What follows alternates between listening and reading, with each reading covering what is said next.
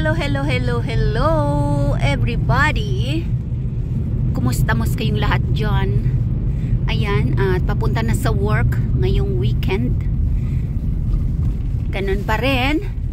Opening ako hanggang hapon na naman. Ayan. So ngayon, dito ay bumalik ang aming winter. Ayan. So ilang araw lang kaming akala ay spring season na, pero hindi pa naman natutunaw lahat ng mga snow, lalo na sa mga gubat, sa mga forests, kasi hindi pa nasisikatan ng araw. And suddenly ngayong araw na ito, okay, ay marami na naman kaming snow. So bumalik ang aming winter, and tatagal yata ito ng sana hindi tumagal hanggang Mayo. Hindi tumagal hanggang Mayo, no? Kasi pag ganitong April na dapat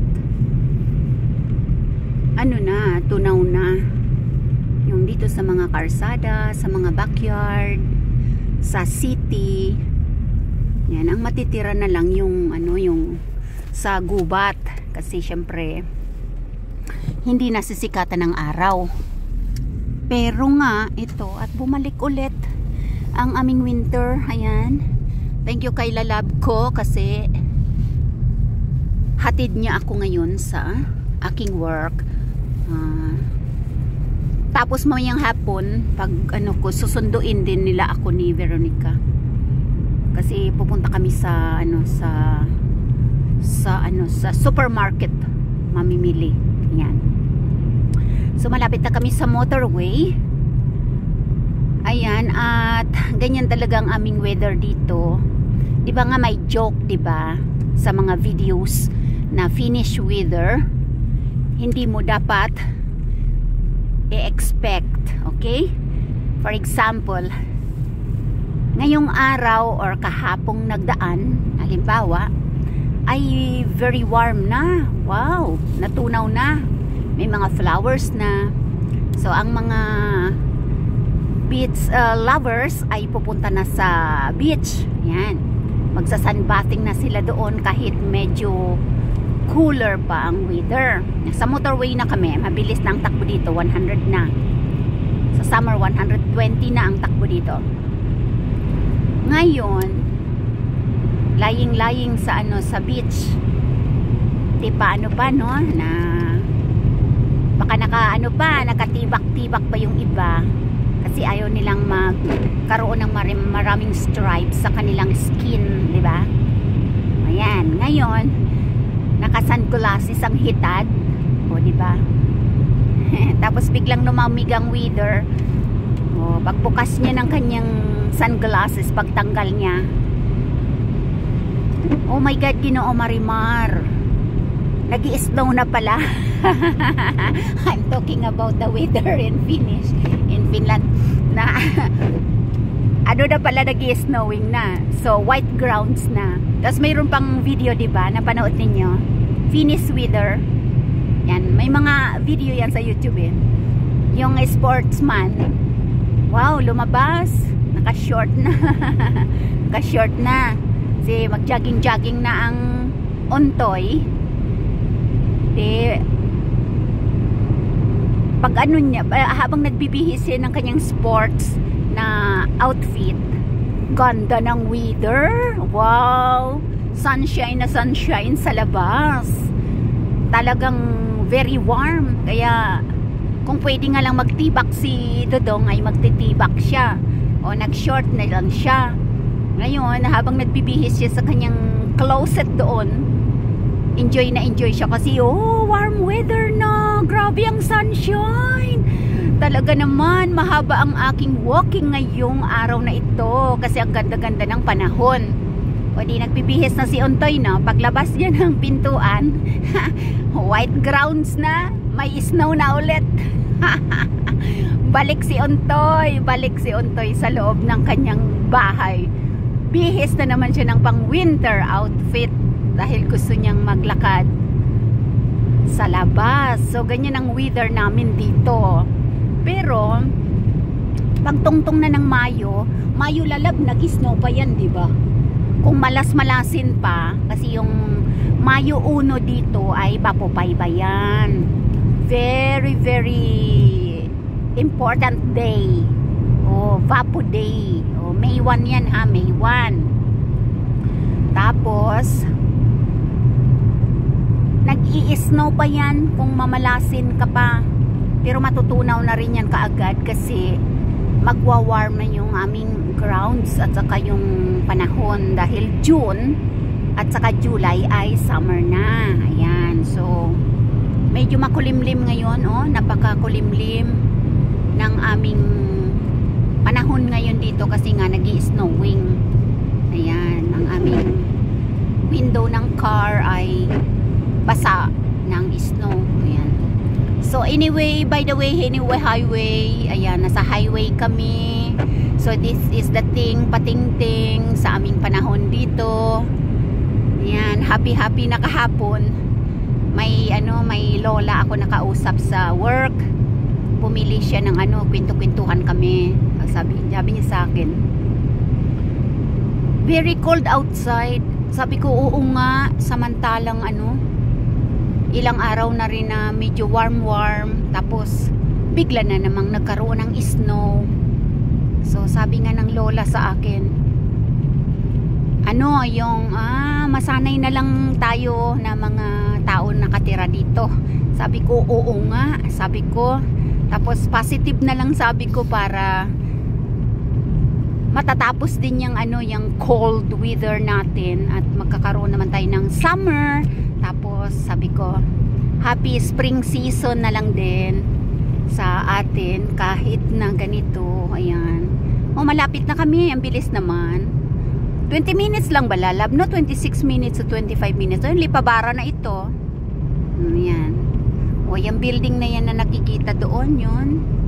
Yung mga kulay-kulay na yan, Yan, Lipabara na dito. Ganda ng building, tingnan nyo. Ayan, gagawin kong thumbnail yun.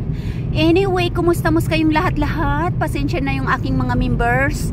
Diyan, hindi tayo nakaka-live, hindi tayo nakakapag-premiere. But, isupport nyo na lang ang ating mga videos dyan kung mayroon man ako mga upload. Para sa ating communication pa rin kasi alam nyo, very busy ang Reyna King ang Abel, napaka busy. Minsan 10 oras ako sa Wednesday, nga 10 oras na naman ako ayan, so pasalamat ako at hinatid ako ni Lalab today sa aking work. Lalab doon sa parking ba? Sa baba. Okay, thank you God.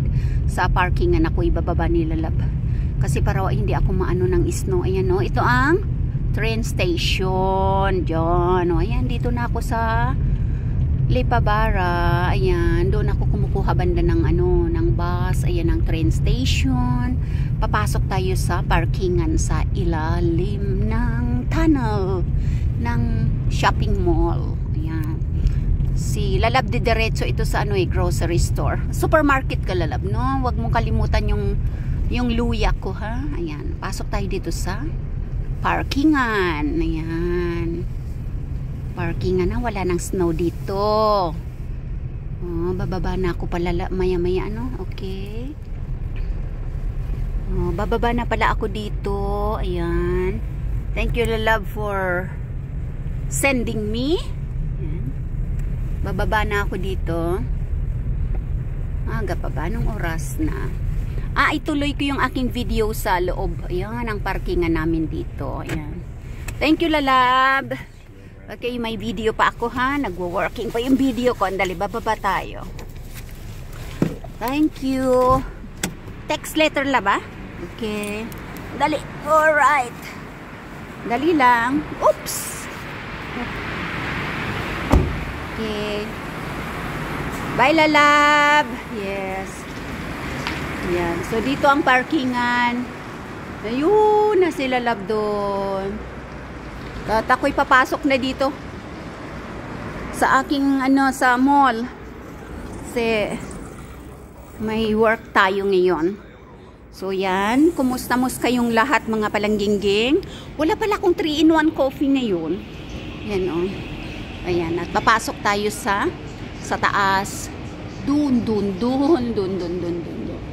Ayan, at by the way, anyway, kumusta kayong lahat? I miss you. Miss ko na kayong lahat-lahat. Pero one day, kapag may day off ako, magla-live tayo. Ayun, ganda ng mga bulaklak dito sa, ayan o. Oh. Ayan. Dito ay Co Supermarket. Ayan. Tapos, doon naman sa kabila ang Alipa. Ayan, dyan ako bumibili ng kape. Pero, papasok tayo dito sa loob ng mall. Ayan. At happy weekend nga pala sa inyong lahat-lahat ha. Saan man kayo naroroon sinta. Lalong-lalo na syempre sa aking mga members dyan. At sa aking mga subscribers dyan. O, yan ang KFC. Yan, KFC bukas na rin. Mga nagsusuper chat dyan.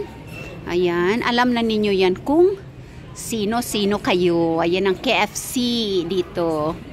O, bumili ako kahapon dyan ng kids meal.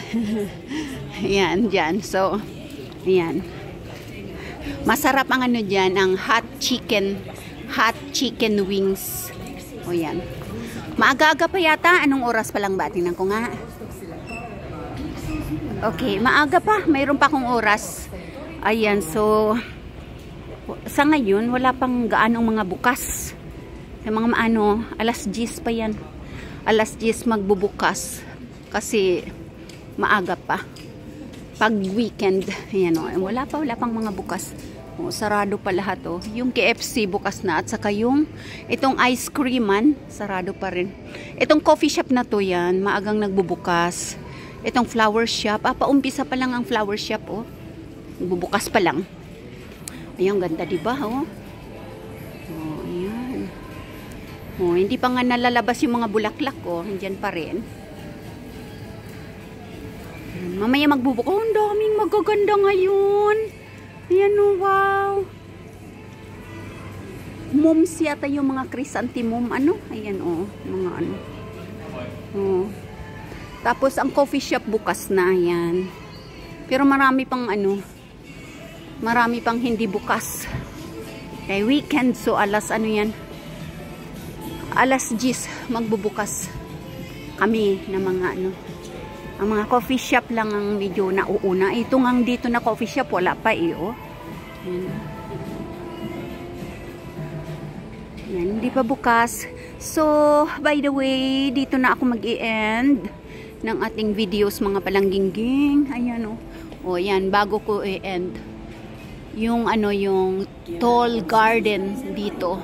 Yan, tunay yan na mga bulaklak. Hindi yan pikendo. So, yung orchids, nagbo-blooming na sila. Yan to. Wow, ayan o. Oh, sa mga orchids lovers dyan. Ayan na. Blooming talaga yan. Inaalagaan niya ng mga taga-alaga. O, yan hanggang taas. Kailan sa taas hindi na masyadong maabot ng camera. Nagbubuka na talaga doon. May ibang ibang klase na orchids doon, no? Ayun doon. Kaya lang ang hindi maabot. Tingnan natin. Ayun, no? Bukang-buka na siya, tapos parang yellow-green. Mellow yellow ang kulay. Ayan, gandun sa taas. Ayan. Oh. So, mag-i-end na ako dito.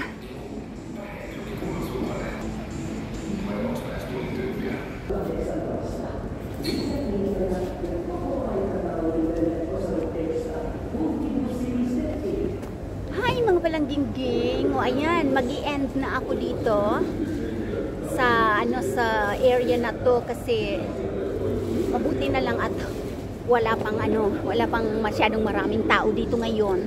Dito sa